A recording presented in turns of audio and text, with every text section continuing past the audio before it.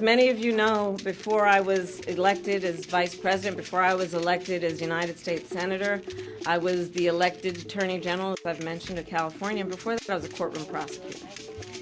In those roles, I took on perpetrators of all kinds. Fraudsters who ripped off consumers. Cheaters who broke the rules for their own gain. So hear me when I say, I know Donald Trump's type.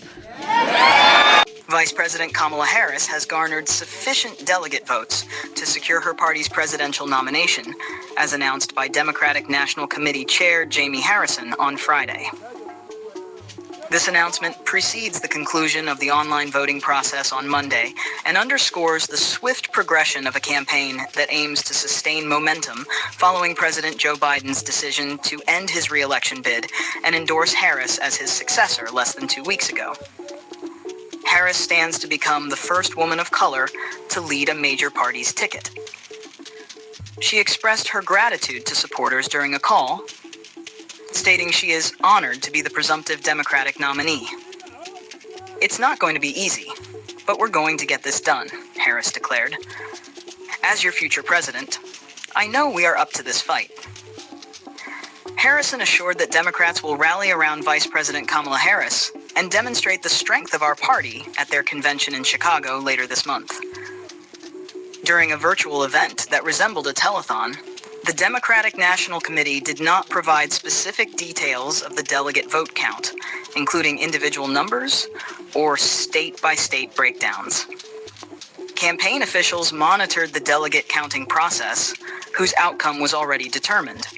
Harris faced no challengers for the nomination and quickly consolidated Democratic support following Biden's endorsement.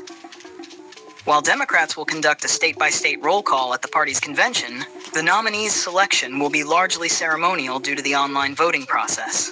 As Harris prepares to contend with Republican nominee Donald Trump, her campaign is restructuring its senior staff and enlisting veterans from President Barack Obama's successful campaigns.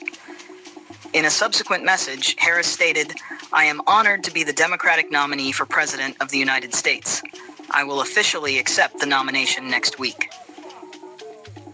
This campaign is about people coming together, fueled by love of country, to fight for the best of who we are, she added. Igbo Heritage TV previously asserted that, aside from former First Lady Michelle Obama, Vice President Harris was the only person in the Democratic Party capable of posing a significant challenge to Donald Trump in a presidential race.